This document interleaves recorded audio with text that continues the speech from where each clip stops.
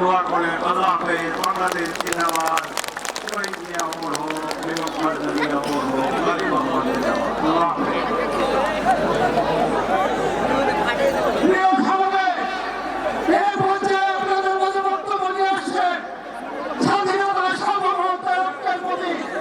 বাংলাদেশের মানুষের মালিকা, বাংলাদেশ মানুষের আশা আকাঙ্ক্ষা, আমাদের আশা আকাঙ্ক্ষার প্রতি একটি দফার মুক্ত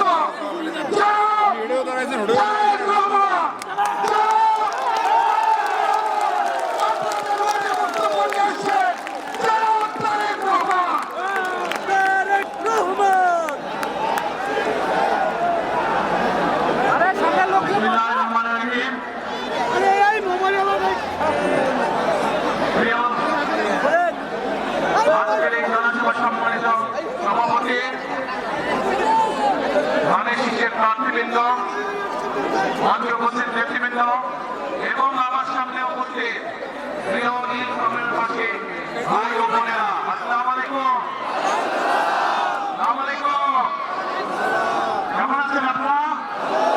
ভালো আছেন সবাই? আচ্ছা, আজকে এই যে এত বড় জনসভায়, এই যে নির্বাচনী জনসভা, এই নির্বাচনী জনসভা কেন, কবে নির্বাচন? হ্যাঁ, 12 তারিখ নির্বাচন। কতদিন পর ভোট দিবেন? বহু বছর পর ভোট দিবেন। এই যে আমাদের এই মঞ্চ, এই মঞ্চের বাম পাশে একটা ছোট্ট মঞ্চ আছে, ওই মঞ্চে কতগুলো মানুষ বসে আছে। এই মানুষগুলো তাদের স্বজনদেরকে হারিয়েছে বিভিন্ন অত্যাচার, নির্যাতন, গুমের মাধ্যমে। এই মানুষগুলো তাদের স্বজনদেরকে হারিয়েছে। কেন হারিয়েছে এই স্বজনদেরকে? কারণ এই স্বজনরা এই যে বললেন 12 তারিখে ভোট দিবেন, আপনাদের এই ভোটের অধিকারকে ডাকাতি করে নিয়ে গেছিল এক দল। তাদের কাছ থেকে উদ্ধার করার জন্য বিএনপি সহ বহু দলের নেতাকর্মী, বহু সাধারণ মানুষ এই স্বৈরাচারের সময় জীবন দিয়েছে, অত্যাচার নির্যাতনের শিকার হয়েছে, দেশ কাটারের শিকার হয়েছে।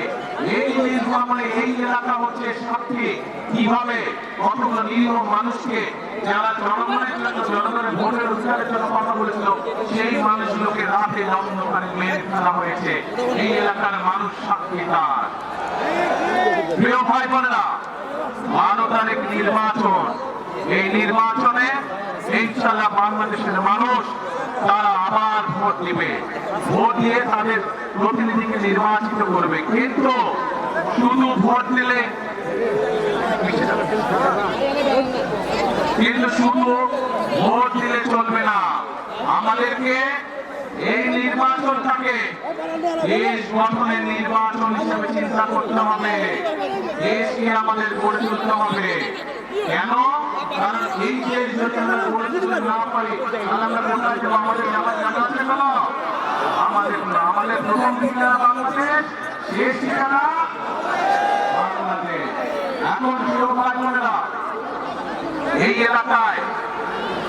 এলাকার মানুষের কর্মসংস্থান দরকার। এই এলাকার যে ইপিজেড আছে, আমরা এই ইপিজেডটাকে আরো বড় করতে চাই, আরো তৈরি করতে চাই, যাতে এই এলাকার মানুষের কর্মসংস্থানের ব্যবস্থা হয়।